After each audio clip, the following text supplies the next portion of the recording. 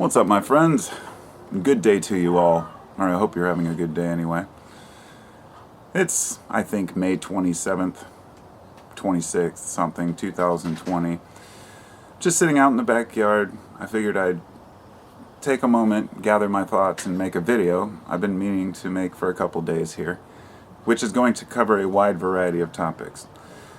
And a lot of it will pertain to the current world issues that we're facing, but I'm not here to talk about the virus, but rather what it's revealed about the inconsistencies and incompetence of a lot of what we have built. But it's not a negative connotation or a negative video.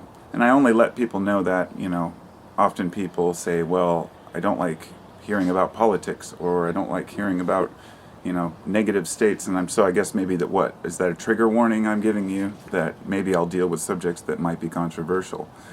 It's unfortunate that we even have to talk about a lot of these things. But before I get into that, I'd like to say, I keep forgetting to mention, it's, yesterday I would have been coming home from Soak. Yesterday was Memorial Day. And Soak is the regional Burning Man here in the Pacific Northwest, or at least for Oregon. And I missed it last year because I couldn't get a ticket. And I refused to use Facebook, and I was stubborn, so I couldn't get a second-hand ticket. And the only way to get them is to have them directly handed down, yada yada. I just said, well, this year I'm going for sure until this happened. And as soon as, sometime in February, when I saw what was happening in China, I already assumed that we were probably going to have the same thing happen here. And so I kind of resigned myself to saying, oh, well, I'm not going. But that's just one thing in my life that is affected. It's nothing. It's not even a priority, right? We have fish concerts in the summer and all these other shows we'd like to go to and festivals, but everyone's making a sacrifice right now because of what's going on. And it's nice to see so much positivity and people sharing, in that, helping one another. But the media chooses to focus completely on the negative because that's what they've always done. And I don't want to get too much into that because the media is appalling in its own right, but what are you doing, Lucy? My dog's digging for something down there. I don't know. That was another one of our bonuses. We took in a dog over the past couple months. My wife actually just went back to work today, and she's a server, so they're doing like curbside delivery until we can open up. But anyhow, to get into it, I wanted to say first off, I want to say thank you to my patrons. I always forget to mention that. Especially, I'm going to at least keep up on my new patrons, which are William Hall and Colin George. And I want to say I really appreciate your donations. It really means a lot to me that people even care. And I still to this day feel awkward receiving any type of funds from people, even though, they want to give. I even have a hard time accepting pay for when I was a carpenter from the people I worked for. It's one of those things, money sucks, and we have to use it. But I want to show my gratitude to my patrons that I do have, and I'll get more into that in a later video. But wanted to let you know that yesterday I went and uploaded several of my blogs that I wrote, ones that I haven't shared yet, which have hundreds of pages of stuff I've written, and I guess it didn't occur to me to post it on Patreon for some reason. So I did, and I'm also going to do some audio read versions, so I do my own kind of readings of them, just to make sure my patrons get something, back. So anyhow, it's on there. There's several different writings I'm putting up, and there will continue to be more, so thanks to my patrons. Unfortunately, YouTube has a lot of censorship issues, which has caused me problems over the years. And I've had my channel deleted a couple times, and there's certain subjects that, generally when I complain about it and actually make an appeal, they have rejected it most of the time, but this last time they accepted it. That people can talk about the most appalling and dangerous subjects, but then I talk about kratom once and all of a sudden there's an issue with it. That's the problem, and that's why I guess I'm saying sometimes I get turned off from YouTube, and I don't want to make videos anymore. I'm like, why do I even do this? It's stupid. I should do something else, or get on my own platform, or start my own website. The thing is, I just love making videos, and I love sharing information, even if it's just thoughts and opinions, because really that's all we have. I mean, we all think we got something figured out, but in reality, those change over time. The younger we are, the more sure we might be about what we think. So anyhow, I almost hit 21,000 subscribers, and I just can't even believe it. Thing is, that was accrued over 10 years, so I know that really there's only a few hundred of you that actually watch. So it's not like a channel that really grew to that many subscribers and I get that many views, which is, you know, it doesn't matter. I like to be able to answer my subscribers, and it's really nice to be able to respond to you all and read all your comments. I was going to talk about mushrooms. I had an interesting experience the other night, which I guess I should make a totally separate video for. But I was going to talk about the visual effects and the mushroom trip, the experience itself, and how the initial peak of the experience is nothing compared to the later discussions you can have with people. And I really can't get into that here because it would just probably take an hour to talk about mushrooms alone, so I'll move on. You know, it's a crazy world out there, and right now there's a lot of bullshit being exposed for what it is. And one of those is our crony version of capitalism that is based on Wall Street and speculation, fiat money. I mean, I don't just watch some conspiracy video or somebody talking about how messed up the financial system is and the bankers are all in control and go rah-rah behind some idea that I can't prove. I've read a huge book called The Creature from Jekyll Island, which is a thick book about the Federal Reserve, and it was years ago I started learning about the fiat currency system and how money is printed and how these speculations cause... Put it this way, we're getting poorer and the rich are getting richer, and all the propaganda that's being pushed on us really convinces poor Americans, a lot of poor Americans, to believe that what is their best interest is what's Wall Street's best interest, or making sure that the corporate tax rate is low. A lot of people support these things. Well, if my employer's paying less taxes, you know, then I'll get more wage. But wages have stagnated for decades. They don't keep up with inflation. So after 2008, we hit this housing crisis, which basically is still rearing its ugly head, because during that time, huge companies bought up massive tracts of housings, and then they started renting those out on their own, which basically the slumlords of the world, the people who can just say, well, if I don't want to fix a faucet, I'll just kick them out and bulldoze the house and build something else. It's a dog-eat-dog world, and people are celebrating that. Well, during this COVID crisis, it's exposed some serious misunderstandings and shortcomings of, I guess, what it is really exposing is just the incompetence and the greed of those who have the power and the money. And my example, I guess, would be bailing out the airline industry, or talks about bailing out the cruise line industry. To me, you know, people would say, well, cruise lines are important, you know, they help with tourism. What I mean by this whole virus exposing what's unnecessary is showing us that as long as we're fed, we have a home, we have community, that's what really matters. All the rest of the shit, people complaining about, oh, I can't fly to Europe this year, you know, that's an inconvenience, sure. And people should be able to travel freely and do as they please, but the thing is, there are people who are truly suffering actual physical problems here, you know, not somebody who's just inconvenienced. We're all inconvenienced. Bailing out the cruise lines is preposterous, but bailing out the airline industry, let me just tell you this. The airline industry over the last decade has spent, as a whole, 96% of their profits on stock buybacks. If you're not aware of what stock buybacks are, then you'd have to look that up and do your own research there. But let's just say that instead of reinvesting money, let me just put it this way. You know what the officials always tell us? They always say, oh, 40% of Americans don't even have an extra $400 saved for an emergency. You hear these jokes about, you know, oh, millennials are spending too much on their toast and their avocado toast and lattes, whatever the stupid, you know, whatever the term of the week is. But people are pointing the finger at the youth saying, well, you can't pay. It's not because of your school debt or anything. It's because, you know, you spend too much on things you don't need. But when we're told to save money for a rainy day, or that we should save a certain amount of money, shouldn't that apply to corporations too? Of course. But it doesn't. As I said, the airline industry spent 96% buying back their own stocks to inflate the prices. They didn't set up for a crisis like this, so therefore something happens.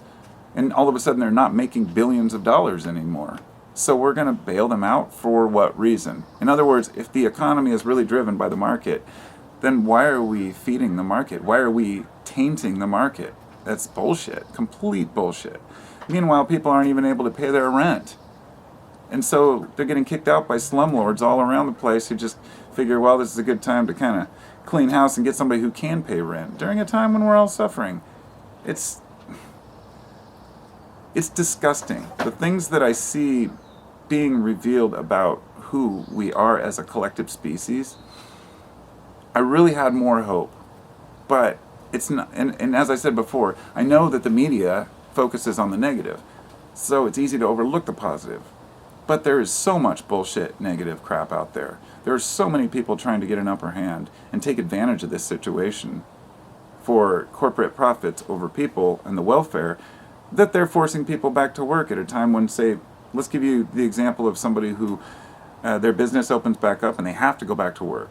And they say, okay, and they go and they get sick, you know, and they already have a compromised immune system. People would say, well, those are the people who should stay at home. Sure. But if you're forced to go to work, you know, I'll tell you, I'll be honest. One of the most shocking things to me, not shocking, I guess, but just mind-blowing, is just how many people cannot shut up about their fucking haircuts. I didn't realize so many people were so obsessed with their haircuts that you have to get one even when you're stuck at home for a month. I know people like that. I understand people really like their hair. I have a friend who keeps his hair. He always goes to this, you know, the salon, gets it cut to the same way every time. That's fine. There's nothing wrong with that. But that is such a small thing that some people are willing to stand up with signs protesting that they want their hair cut. Like, you know, where are your priorities? And I'm not trying to say that let me put it this way. I'm not saying I support this lockdown and that everybody should have mandatory masks. That's not the issue here. I'm saying that out of respect for one another in certain places, and I wrote an entire paper about this. I haven't read it yet or posted it, or I think I did post it on Patreon. But it was about masks and COVID and how people have been fighting in stores with, you know, security or store owners about whether they have you're invading my civil rights to tell me to wear a mask in your store. That is such bullshit. Because the term civil means ordinary citizens and their concerns. So if a store owner, who also has freedom in this country, has a property that he has bought and paid for, groceries that he's selling, his own method and his own way of doing things, and you don't want to wear a mask, fine, go shop somewhere else. But it's not your civil right. Your freedoms are not being infringed. Right? It's the same as a person telling you to wear shoes in their store. Absolutely no different. There is no law that says you have to wear shoes. But if you got turned away for not wearing shoes at a store, you wouldn't be surprised, right? So let's just be adults about this. Basically, civil means courteous and polite. So, you know, anyway, kind of rambling on there a little bit about that, but the whole mask issue has divided people, and it's not the main issue that we have right now. My wife and I are completely behind getting businesses open and letting companies choose how they want to proceed. I understand that there's going to be big outbreaks, and I know that this is going to get worse, but I've had a couple months to think about it and come to the conclusions that I've come to so far that it's not about the economy. It's about people's sanity, right?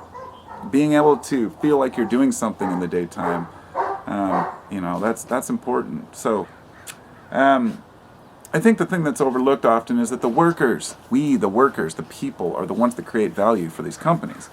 So, people talk about saving corporations. It's not the corporations you need to save. It is the workers that inhabit those landscapes of those corporations that we need to preserve. And the well-being. I mean, we're like the only main industrialized nation that doesn't have paid, you know, maternity leave for mothers, or, you know, paid vacations, or, you know, reasonable hours. People laugh at Europe. Oh, they work 30-hour weeks and take long vacations. Meanwhile, all the Americans wish they had the same thing. So it's really this simple. The way I see it is, regardless of how the system is set up, if a person works a 40-hour work week, they should be able to pay for their food, their shelter, transportation, within reason. I mean, it's not rocket science here. There's more than enough. When you're talking about 0.01% of the people owning 90% of the wealth, there's something dreadfully wrong with that, because it has increased. So no matter how much we try to say, oh, it's good, there's more billionaires, cool, everybody has a chance, we can all make it, we know it's nonsense. And it's time to be adults about it. You know, being civil is meaning we have civil duties as well to be aware of what's actually going on out there. We've got pharma prices on things like insulin that are 10 times what they are right up north across the border in Canada. Yeah, 10 times more. We've got college debt that's beyond anything that was there. I mean, previously you could pay off your college tuition within a few years at a, you know, a decent college. This is completely gone. People can't even afford health insurance. They can't afford their rent. And on top of it all, we have surveillance capitalism. You know, which is just basically everybody is willingly being monitored. Not just by their government, but by every social media site. We don't even know how the information is going to be used against us, but it's one thing to use a VPN, or you go to Google, or a different search engine. It's quite another thing to willingly put an Alexa in your home, to willingly download applications that ask for access to your microphone, which do not need it, to willingly put a Nest system, which is the security doorbell system that they use from Amazon, which has a built-in microphone in a lot of these devices that they say, oh, it's not even on the schematics, that they didn't say, oh, well, it's just maybe for future use. We know what's going on, and everybody is constantly being treated as a number, both in the market and by those who are hired to lead. It's almost like as if you hire workers to work on your house for you, and then they start telling you how to build your house, right? Isn't that what we're doing here with elected officials that we've put in office to do our bidding? And somehow they've become the leaders, not the representatives. That's the thing. A president or a congressman or anyone, it's not their right to sit and tell everybody else what to do or what they should do. It's their right to listen to the will of the people and act accordingly to that. But we somehow forgot that. And meanwhile, whenever there's a story about some kind of, you know, whistleblower, they're the enemy. Whenever there's a story about somebody who, you know, helped expose a fraud, you know, it might be talked about for a day. Then they spend 3 weeks talking about some Hollywood celebrity that got a BJ or something. Or the old saying is, if it bleeds, it leads. And that's how the media works. It's been that way for a long time, and that's not going to change. There's no tact and no respect, not just in the media or in politics, but it seems in society that's just rubbed off. And people just treat each other like shit. The internet's allowed people to say things that they ordinarily wouldn't. And it caused a lot of misunderstandings about the way the world really is. Because if the only window you use to understand the world is what you see on Facebook or YouTube, all you're seeing is the megaphone for idiots, or assholes, or narcissists. But there's also the well thought out comments and the thinkers in there, but they get drowned out by the nonsense.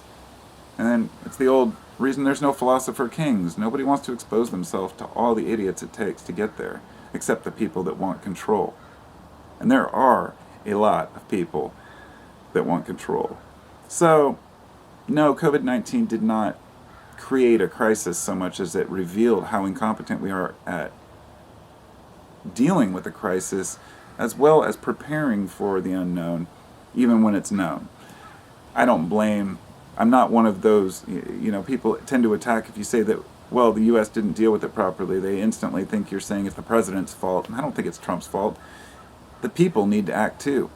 If people knew Trump was the way he was after this long, and they're still waiting for him to make a decision, yeah, you are an idiot. I mean, it is up to the states, but there's a certain level of responsibility with the federal government to make sure that those states are taken care of. Because as I say, the federal government is hired by the states. They are employees of our states. And we've forgotten that. It's crazy to me.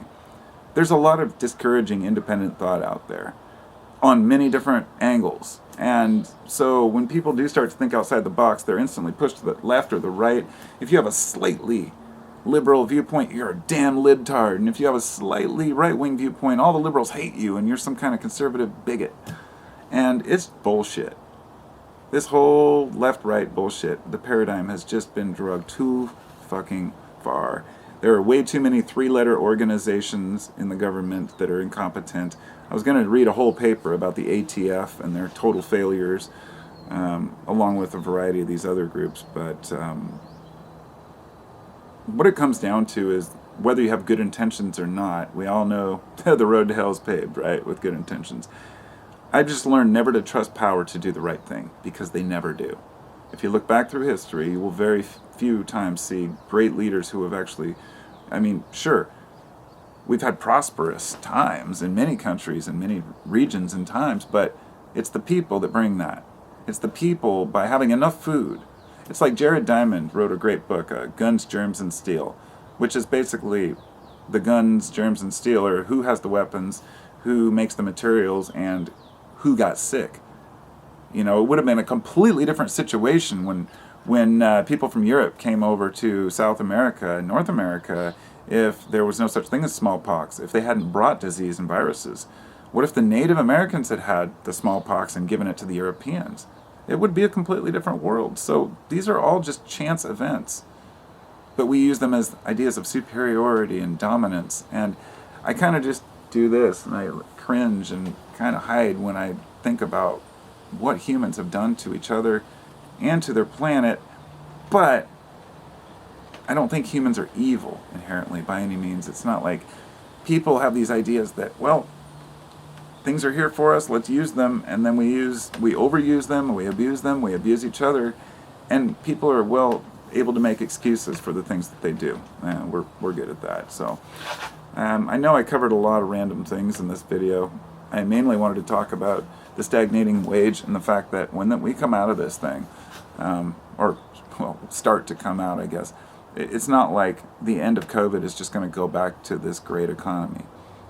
Once the third world countries get hit bad, once we have huge populations like India that really get nailed hard, it's not that the virus is going to kill people off, it's that it's going to cause turmoil and lay bare what is missing from our institutions. And there are a lot of places that are already in complete chaos and utter turmoil in the world. Sure, we'll survive. Humanity always makes it through. But I really hope that we become a more civil society, and I don't know if that's possible when we have people feeding us complete bullshit through the media and government agencies and Twitter and everywhere else. I think we have to start listening to each other more and stop listening to what somebody's telling us that has $20 million in ad revenue every year, or what somebody's telling us that wants to keep their power or get reelected, or any number of things that help to keep a person above others or making that money. You know, get to the root of the problem, and that's usually the income. So I'm not anti-money. Money is what we have. That's how we survive now. It's our promissory note. It's our trade. It's our seashells. Whether you use wampum or paper, it doesn't matter. You are still trading something.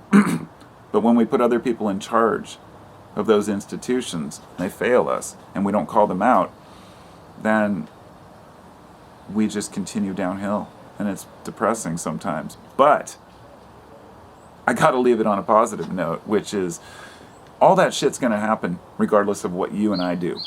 You're not gonna stop the world from falling apart. I mean, we can make little changes here and there. The most crucial element is that we are totally fucking on top of our own minds and our own thinking. That we're able to process things, whatever it takes. Whether you meditate, or take psychedelics, or do a lot of reading, or whatever your thing is, you have to escape from this day-to-day bullshit that we've set up. This systematic work, home, sleep, TV, whatever it might be for you. And take a moment for yourself each day. You know, if you take a half an hour a day to just sit quietly, it's amazing. That half an hour actually is very impactful. It makes a big difference. And so I think I've covered pretty much everything I can. Thanks again to my patrons. Thanks to all of you who leave comments and even give a shit what I have to say. I know there's a few people out there that just for some reason just hate me or really hate me. It's funny because I thought about this the other day because I was watching something, I don't remember who it was, but they were talking about hateful comments they got, or somebody who was doxxed or something, and they were saying how easy it is when you get a few hateful people that insult you for no reason to want to walk away, and how we might say that's thin-skinned, but really we all feel that. Nobody likes being called names or harassed, right? But how important it is to not allow those few negative stories to affect your mind. That goes back to what I was saying about the media. We're affected by those negatives. They seem to stand out more. And we don't have to think that way. So, you know, with the few people out there that, you know, do hate me or dislike me for whatever reason, it's funny because it's kind of a look into psychology, my own psychology of myself. Like, do I care what this person thinks? And over the years, I've met so many people like that it's really built my resolve. Because compromising with people only goes so far. And at a point, you just got to say, hey. So, that's one of my civil duties, right? Part of being civil means, of course, courteous and polite, which means people who are not courteous and polite, you have to let them know that. And that goes on and on. So many interesting aspects to being a human. I'll talk to y'all later. Peace out.